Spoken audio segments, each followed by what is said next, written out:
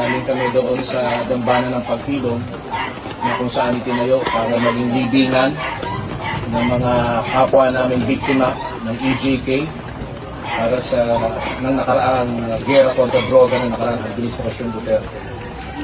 Dami na hong nakalibing doon eh.